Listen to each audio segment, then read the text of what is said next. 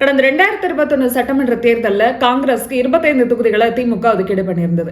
இந்த 25 தொகுதிகளில் எம்எல்ஏக்களோட சர்ச்சை எங்க இருக்கு, காங்கிரஸ் எங்கெல்லாம் ஸ்கோர் பண்ணல, திமுகவுக்கு வெற்றி வசம் இருக்கக்கூடிய தொகுதிகள் இது, இப்படி ஒரு லிஸ்ட் எடுத்து அந்த தொகுதிகளை திமுக இந்த முறை தங்களோட வேட்பாளர்களை களமிறக்கிறதா சொல்லப்படுது. எதுக்காக காங்கிரஸ் திமுக அந்த தொகுதிகளை கைப்பற்றுது, இந்த வீடியோல பார்க்கலாம். Hi everyone, this is RV Saranya. முதலாவதா வேளச்சேரி. சென்னையில ஒரு தொகுதியை காங்கிரஸ்க்கு திமுக ஒதுக்கீடு பண்ணியிருந்தது. JMH ஹசன் மௌலானா 2021 சட்டமன்ற தேர்தலில் காங்கிரஸ் சார்பில் வேட்பாளராக போட்டியிட்டு அங்க ஜெயிச்சிருந்தாரு. வேளச்சேரியை பொறுத்த வரைக்கும் தொகுதி மறுசீரமைப்பின் போது இந்த தொகுதி உருவாக்கப்பட்டது. 2011 முதல் தேர்தலை இந்த தொகுதி சந்தித்தது. அடுத்ததா 2016 திமுக தான் இங்க ஜெயிச்சது. 2021 அதாவது கடந்த சட்டமன்ற தேர்தலை காங்கிரஸ்க்கு இந்த தொகுதியை திமுக ஒதுக்கீடு பண்ணது. திமுக ஒதுக்கீடு பண்ண 25 தொகுதியிலையும் யார் வேட்பாளர் அப்படிங்கிற அறிவிப்பை காங்கிரஸ் வெளியிட்டது. அப்ப 21 தொகுதிகளுக்கு தான் வேட்பாளரை அறிவிச்சாங்க, 4 தொகுதிக்கு வேட்பாளரை அறிவிக்கல. அதுல ஒரு தொகுதி வேளச்சேரி. வேளச்சேரியில காங்கிரஸ் சார்பா அவர் போட்டியிடுவாரு, இவர் போட்டியிடுவாரு அப்படின்னு சொல்லப்பட்ட நிலையில JM ஆருனோட மகன் JMH ஹசன் மௌலானாவுக்கு காங்கிரஸ் இந்த வாய்ப்பு கொடுத்தது. வாரிசு அரசியலால சில வேட்பாளர்களுக்கு சீட் கிடைக்குது அப்படின்னு சொல்லப்பட்ட நிலையில அந்த லிஸ்ட்ல ஹசன் மௌலானாவும் இருந்தார். வேளச்சேரி தொகுதியில பெரிய அளவுல சிறுபான்மையின வாக்குகள் இல்லாத நிலையில எதுக்காக இவருக்கு இந்த தொகுதியை ஒதுக்கீடு பண்ணணும் அப்படிங்கிற விமர்சனங்கள் கடந்த தேர்தல் அப்ப முன்வைக்கப்பட்டது. ஹசன் மௌலானா ஜெயிச்சதுக்கு பிறகு வெள்ள பாதிப்புல அவரோட நடவடிக்கை, மாநகராட்சி இடத்தை ஆக்கிரமிச்சிருக்காரு அப்படின்னு இவர் மீது சொல்லப்பட்ட புகார், இப்படியான விமர்சனங்கள் இவர் மீது இருக்கிறதுனால இந்த முறை காங்கிரஸ்க்கு இந்த தொகுதியை ஒதுக்கீடு பண்ணாம திமுகவை களமிறங்கும் அப்படின்னு சொல்லப்படுது. அடுத்ததான் ஈரோடு கிழக்கு. 2008 தொகுதி மறுசீரமைப்பின் போது இந்த தொகுதி உருவாக்கப்பட்டது. 2011 முதல் சட்டமன்ற தேர்தலை இந்த தொகுதி சந்திக்கும் போது தேமுதிக வேட்பாளர் இங்க வெற்றி வாகை சூடினாரு. 2016 அதிமுக, 2021 காங்கிரஸ்க்கு இந்த தொகுதியை திமுக ஒதுக்கீடு பண்ணது. EVKS இளங்கோவனோட திருமகன் இந்த தொகுதியில போட்டியிட்டு வெற்றி பெற்றாரு. அவர் மரணத்திற்கு பிறகு நடந்த இடைத்தேர்தலில் EVKS களமிறங்கினார். EVKS இளங்கோவன் மறைந்த பிறகு ஈரோடு கிழக்கு தொகுதி இடைத்தேர்தலில் திமுகவை களம் கண்டது. VC சந்திரகுமார் போட்டியிட்டு வெற்றி பெற்றார். 2021 சட்டமன்ற தேர்தலில் காங்கிரஸ்க்கு தான் அந்த தொகுதி அப்படின்னு சொல்லப்பட்ட நிலையில செல்வ பெருந்தகை ஆதரவாளரா இருக்கக்கூடிய மக்கள் ராஜன், அதே போல EVKS ஆதரவாளரா இருந்த EP ரவி, இவங்க தான் போட்டியிடுவாங்க அப்படின்னு சொல்லப்பட்டது. ஆனா EVKS இளங்கோவன் தன்னோட மகனுக்கு சீட் வாங்கி கொடுத்தார். ஆனா திருமகன் மறைவுக்கு பிறகு ஈரோடு கிழக்கு தொகுதி இடைத்தேர்தல்ல EVKS இளங்கோவனோட இரண்டாவது மகன் சஞ்சய் சம்பத் தான் போட்டியிடுவார் அப்படின்னு சொல்லப்பட்ட நிலையில திமுக தலைமை EVKS இளங்கோவனையே களமிறங்க சொன்னதா சொல்லப்பட்டது. அந்த அடிப்படையில அவரும் களமிறங்கி அந்த இடைத்தேர்தலில் வெற்றி வாகை சூடினாரு.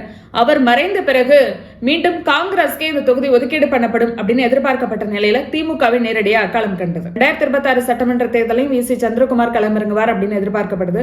அதே போல அமைச்சர் முத்துசாமி ஆதரவாளர்கள் ஒரு சிலர் இந்த தொகுதியில களமிறங்க முயற்சி பண்றாங்க அப்படின்னு சொல்லப்படுது. அடுத்ததான் உடுமலைப்பேட்டை சட்டமன்ற தொகுதி. திருப்பூர் மாவட்டத்தில் இருக்கக்கூடிய ஒரு முக்கியமான சட்டமன்ற தொகுதி.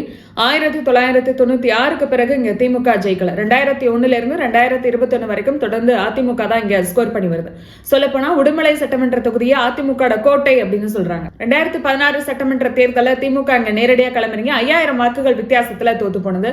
அதனால 2021 சட்டமன்ற தேர்தலில் இந்த தொகுதியை காங்கிரஸ்க்கு ஒதுக்கீடு பண்ணாங்க. ஏறக்குறைய 12,000 வாக்கு வித்தியாசத்துல காங்கிரஸ் வேட்பாளர் தோத்து போனார். எனவே கடந்த முறையே திமுகவுக்கு இந்த தொகுதியை ஒதுக்கீடு பண்ணியிருந்தா திமுக நிச்சயமா ஜெயிச்சிருக்கும். காங்கிரஸ்க்கு இந்த தொகுதியை ஒதுக்கீடு பண்ணதுனாலதான் 12,000 வாக்கு வித்தியாசத்துல தோத்து போயிட்டோம் அப்படின்னு உள்ளூர் நிர்வாகிகள் அப்பவே தங்களோட குமுறலை வெளிப்படுத்தியிருந்தாங்க. எனவே இந்த முறை இந்த தொகுதியை திமுகவுக்கு ஒதுக்கீடு பண்ணணும் அப்படிங்கிறது திமுக நிர்வாகிகளோட கோரிக்கையா இருக்கு. அந்த வகையில உடுமலைப்பேட்டை, மடத்துக்குளம் ஆகிய சட்டமன்ற தொகுதிகளை உள்ளடக்கிய திருப்பூர் தெற்கு மாவட்ட செயலாளராக இருக்கக்கூடிய பத்மநாபன் உடுமலைப்பேட்டை சட்டமன்ற தொகுதியில களமிறங்க முயற்சி பண்றார் அப்படின்னு சொல்லப்படுது. இது எப்படியே இந்த முறை உடுமலை சட்டமன்ற தொகுதியில காங்கிரஸ்க்கு பதிலா திமுக தான் வேட்பாளரை நிறுத்தும் அப்படின்னு சொல்லப்படுது. அடுத்ததா தென்காசி சட்டமன்ற தொகுதி. காங்கிரஸ் அதிக முறை போட்டியிட்ட தொகுதி. ஆரம்ப காலத்துல காங்கிரஸோட ஆதிக்கம் தான் அதிகமா இருந்தது. 2016, 2021 இந்த 2 முறையும் காங்கிரஸ்க்கு தான் திமுக இந்த தொகுதியை ஒதுக்கீடு பண்ணது. 2016 பழனி நாடார் போட்டியிட்டு தோத்து போனாரு. 2021 காங்கிரஸ் சார்பா அவர் தான் போட்டியிட்டு வெற்றி பெற்றார். எனவே 3வது முறையாக அவருக்கு வாய்ப்பு கொடுப்பாங்களா அப்படிங்கிறது சந்தேகமா இருக்கு. ஏன்னா கடந்த முறையே ரொம்ப சொற்ப வாக்குகள் வித்தியாசத்துல தான் பழனி நாடார் வெற்றி பெற்றாரு. ஏறக்குறைய 370 வாக்குகள் வித்தியாசத்துல ஜெயிச்சாரு. அதனால மறுபடியும் வாக்குகள் எண்ணப்பட்டு ஏறக்குறைய 373 வாக்குகள் வித்தியாசத்துல பழனி நாடார் வெற்றி வாகை சூடியிருக்காரு அப்படின்னு அறிவிக்கப்பட்டது. அந்த வகையில காங்கிரஸ் கடந்த முறை நூலிலேயே வெற்றி பெற்றதுனால இந்த முறையும் காங்கிரஸ்க்கு திமுக ஒதுக்குமா அப்படிங்கிறது சந்தேகம் தான். அதனால 2026 சட்டமன்ற தேர்தலில் திமுகவே எங்க வேட்பாளரை களமிறக்கும் அப்படின்னு சொல்லப்படுது. அடுத்தது திருவாடானை தொகுதி. இதுவும் காங்கிரஸ் அதிக முறை போட்டியிட்ட ஒரு தொகுதி. 2016 திமுக இங்க போட்டியிட்டு தோத்து போனது. 2021 காங்கிரஸ்க்கு இந்த தொகுதியை ஒதுக்கீடு பண்ணாங்க. 2011 தொகுதி மறுசீரமைப்புக்கு பிறகு திருவாடானை தொகுதி ராமநாதபுரம் மாவட்டத்துக்குள்ள வருது. அதனால ராமநாதபுரம் மாவட்டத்தில் இருக்கக்கூடிய திமுக நிர்வாகிகள் திருவாடானை தொகுதியில திமுக தான் போட்டியிடணும் அப்படின்னு சொல்லி வந்தாங்க.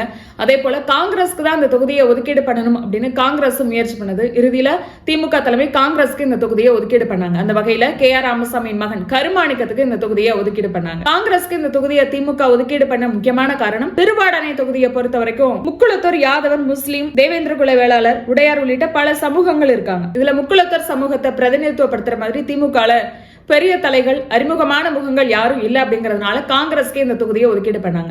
ஆனா இப்போ அப்படி கிடையாது. முக்குளத்தூர் சமூகம் சார்ந்து சில முக்கியமான முகங்கள் திமுகக்குள்ள வந்திருக்காங்க அப்படிங்கறதுனால இந்த முறை திருவாடானை தொகுதியில திமுகவை களமிறங்கும் அப்படின்னு சொல்லப்படுது. இதுக்கு ஏத்த மாதிரி ஒரு பொது மேடையில பேசிய அமைச்சர் ராஜகண்ணப்பன் தொடர்ந்து காங்கிரஸ்க்கு இந்த தொகுதியை ஒதுக்கீடு பண்றாங்க, இனிமே திருவாடானை தொகுதியில திமுக தான் நிற்கும் அப்படின்னு சொல்லியிருந்தார். எனவே அப்பையில இருந்து திருவாடானை தொகுதியில திமுக தான் அப்படின்னு உள்ளூர் நிர்வாகிகள் ரொம்ப உற்சாகமா இருக்கிறதுனால இந்த முறை திமுக தான் களமிறங்கும் அப்படின்னு சொல்லப்படுது. அடுத்ததா தூத்துக்குடி மாவட்டத்தில் இருக்கக்கூடிய ஒரு தொகுதி ஸ்ரீவைகுண்டம் சட்டமன்ற தொகுதி. 1996 பிறகு திமுக இங்க ஜெயிக்கவே இல்லை. 2011, 2016, 2021 இப்படி தொடர்ந்து 3 முறை திமுக இந்த தொகுதியை காங்கிரஸ்க்கு தான் ஒதுக்கீடு பண்ணாங்க. காங்கிரசின் முக்கிய முகமா இருந்த ஊர்வசி செல்வராஜோட மகன் ஊர்வசி அமிர்தராஜ் இந்த தொகுதியில போட்டியிட்டு ஜெயிச்சார். ஆனாலும் இவருடைய செயல்பாடுகள்ல திருப்தி இல்லை அப்படின்னு சொல்லப்படுறதுனால இந்த முறை காங்கிரஸ்க்கு பதிலா திமுக வேட்பாளரையே களமிறக்கலாம் அப்படிங்கறதா திமுக தலைமையோட எண்ணம் அப்படின்னு சொல்றாங்க. ஆக மொத்தத்துல 2021 சட்டமன்ற தேர்தலில் காங்கிரஸ்க்கு ஒதுக்கீடு பண்ண வேளச்சேரி, ஈரோடு கிழக்கு, உடுமலைப்பேட்டை சட்டமன்ற தொகுதி, தென்காசி, ஸ்ரீவைகுண்டம், திருவாடானை தொகுதி, இந்த தொகுதிகளில் திமுக தான் தங்களோட வேட்பாளர்களை களமிறக்கிறதா சொல்லப்படுது. இது மட்டும் இல்லாம கூட்டணி கட்சிகள் வசம் இருக்கக்கூடிய மற்ற தொகுதிகளிலையும் திமுக தங்களுடைய வேட்பாளர்களை களமிறக்குமா, அவங்களோட சர்வேல சொல்லப்பட்டிருக்கிறது என்ன, இது பத்தி எல்லாம் அடுத்தடுத்த பதிவுகளை பார்க்கலாம். இது பத்தி உங்களோட கருத்து என்ன அப்படிங்கறத கமெண்ட்ல பதிவு பண்ணுங்க. மறக்காம சப்ஸ்கிரைப் பண்ணுங்க. நாளைக்கு பேசலாம்.